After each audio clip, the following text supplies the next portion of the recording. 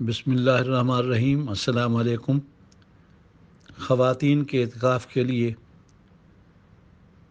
آگاہی ضروری ہے۔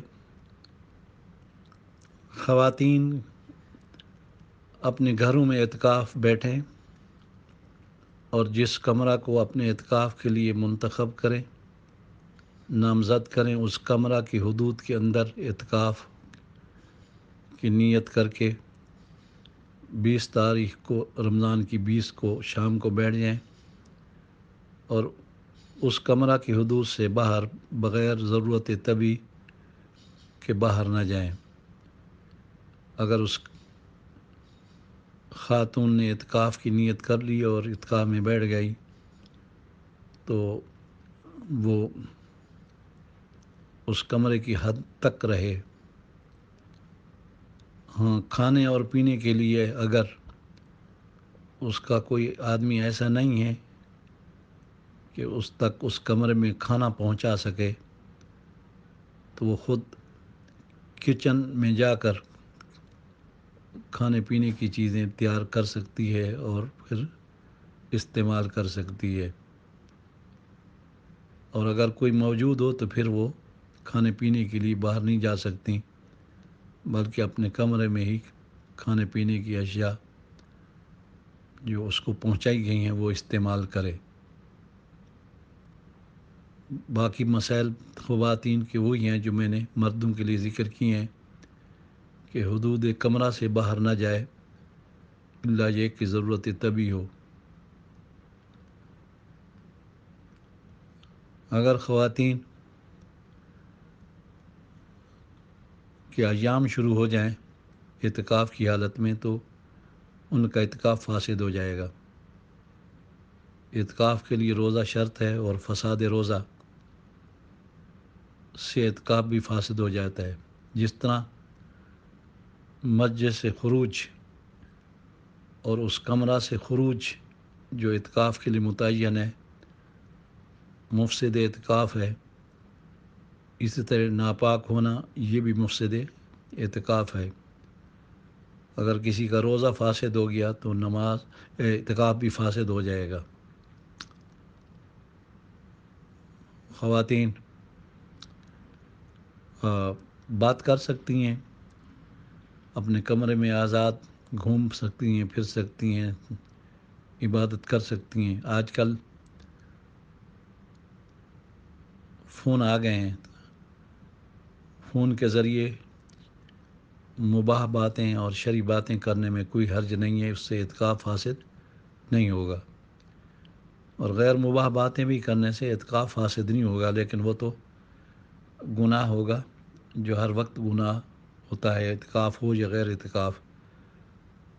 تو غیر شرعی باتیں ان میں تو گناہ ہوتا ہے، تو اس لیے اعتکاف فون سننے سے یا فون کرنے سے فاسد نہیں ہوتا۔ اعتکاف کی غرض یہ ہوتی ہے کہ معتکف اپنے اوپر لازم کرتا ہے کہ میں اعتکاف سنت میں 10 دن کے لیے اپنے آپ کو مسجد کی حدود میں یا اس کمرہ کی حدود میں جو اعتکاف کے لیے متعین کیا ہے بند رکھوں گا۔ یہ اس کی مثال ایسے ہے جیسے نظر ہوتی ہے۔ نظر قولی میں انسان قول کرتا ہے کہ میں اپنے اوپر روزے لازم کرتا ہوں، مشروط ہوں یا غیر مشروط۔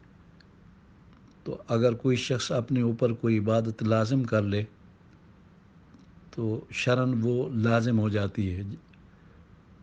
اعتکاف کی مثال بھی اسی طرح ہے۔ اگر کوئی معتکف یا معتکفہ اعتکاف بیٹھنے والی عورت اپنے اوپر لازم کرتی ہے کہ میں اتنے دن کے لیے اپنے آپ کو پابند رکھوں گی اور مسجد کی حدود سے یا کمرہ کی حدود سے باہر نہیں جاؤں گی، تو اسی طرح اس کو کرنا پڑے گا۔ مسجد میں بھی اعتکاف جائز ہے۔ خواتین ان مساجد میں اعتکاف بیٹھ سکتی ہیں جن مساجد کے ساتھ خواتین کی مسجدیں بنی ہوئی ہیں، اس میں بھی کوئی حرج نہیں ہے۔ اس لیے کہ سرکار دو عالم صلی اللہ علیہ وسلم کی ازواج مطہرات آپ کے زمانے میں مسجد نبوی میں اعتکاف فرماتی تھیں، اور آپ کے وصال کے بعد بھی ازواج مطہرات اعتکاف میں بیٹھتی رہیں اور وہ مسجد میں بیٹھتی تھیں۔ اس لیے اگر خواتین کے لیے پردے کا انتظام ہے اور ان کی مسجد اور مردوں کی مسجد کے درمیان دیوار بنی ہوئی ہے تو اس میں خواتین بھی بیٹھ سکتی ہیں،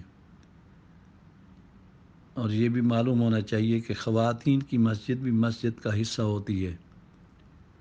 اس میں اگر مرد حضرات اگر جائیں تو مرد حضرات کا اعتکاف بھی فاسد نہیں ہوگا۔ بعض دفعہ ایسا ہوتا ہے کہ محرم اپنی خواتین کے پاس جانا چاہتے ہیں اور وہ بھی معتکف ہوتے ہیں، تو اس میں کوئی حرج نہیں ہوگا، کیونکہ مسجد کی تعریف آپ سن چکے ہیں کہ وہ جگہ جو نماز کے لیے وقف کی جائے اور متعین کی جائے وہ مسجد ہے، اور مسجد سے مراد بھی شرعی مسجد ہے کہ حقیقی مالک وہ جگہ مسجد کے لیے وقف کرے۔ تفصیل کتب میں موجود ہے۔ تو یہ برآمدے والی مسجد جو بچوں کے لیے پرانے زمانے میں برآمدے میں لوگ مدرسہ بھی قائم کر لیتے تھے اور مسجد کا حصہ بھی ہوتی تھی، جس سے بعض لوگوں نے فنائے مسجد میں جانے سے اعتکاف کے عدم فساد کا استدلال کیا ہے، تو یہ اسی طرح ہے۔ تو خواتین کی مسجد بھی مسجد ہوتی ہے، مسجد سے خارج نہیں ہوتی، ان کو مسجد میں نماز پڑھنے کا ثواب، مسجد میں نماز پڑھنے کا ثواب ملے گا۔ یہ نہیں کہیں گے کہ انہوں نے مسجد سے خارج نماز ادا کی۔